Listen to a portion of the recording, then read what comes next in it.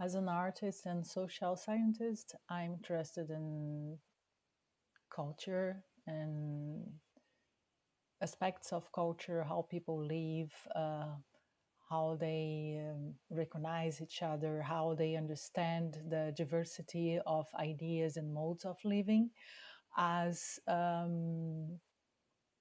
an artist, I'm also interested in inventions and creating and recreating new realities, and that attracted me to technology since my childhood. But anyway, as a researcher, I've been engaging, well, more than, let's say, 2 decades, but I started producing, like writing papers, etc., for over than 7 years. And my first products were about some artworks I did, and I was interested to discuss the human-computer interaction and how art could contribute to improve the literacy of people in general with the technologies, and how they could be more proactive. So I proposed some interactive systems. I tested and I prototyped some interactive systems, and after that, I started to be also interested in the ethics, because ethics is it's about politics, is about community, is like what is not only good for me but can be good for others. So it's about creating agreements among people. So this is ethics, and the question is, bioethics. When I found about bioethics, I was like, wow, that's what I want. Because bioethics, I mean, formally bioethics is it's seen more like medical ethics. So it's a good opportunity also to start this discussion of how the symbolical world, the creations, the inventions, and a lot of things that are invisible to the material flesh, um, how those things are penetrating life and impacting lives. And bioethics has an interesting discussion, a lot of philosophical discussions, of course, and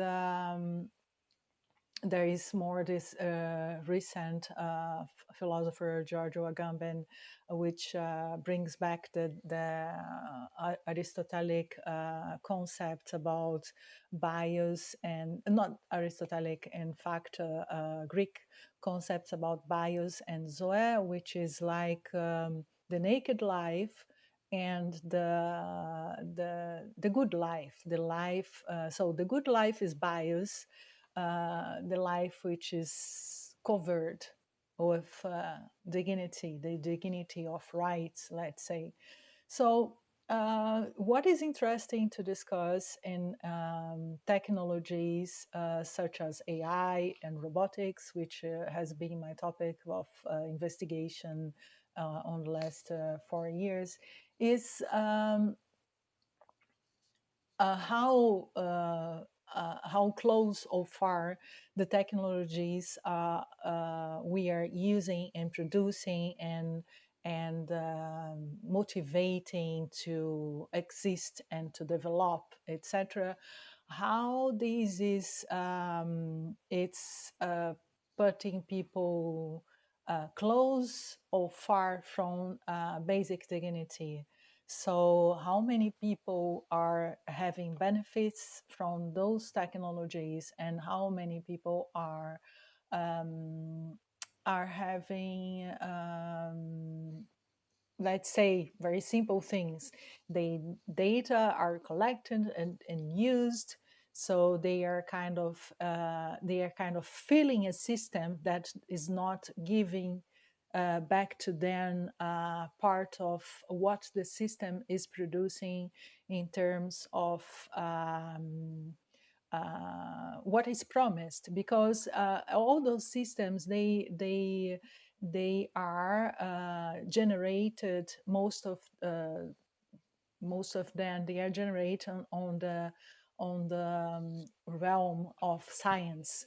They are generated inside or universities with the fundings for research and development. And so what is this all about? And so bioethics has a lot of discussions, from like ethics and research to ethics in professional life, especially in the medicine. And um, for in my case, as a scholar, I am a scholar that came from the arts, and I am interested to discuss what is invisible in the systems, what is not so obvious, uh, what is not seen as obvious. And these are things to give attention. So the first topic I started to look at, it was the robot sex. I thought it was fun to try to understand, and it's also fun to show the audience, uh, you know, what people are doing and what they are thinking, because actually some people could think, wow, this is just sex dolls, like, it's a erotic device, and there is not much to discuss about or not much regulation about. But actually, if people start to think about putting an AI to connect AI to those projects, or connected like a robotic system to those projects, it makes the project more like fascinating. And it's also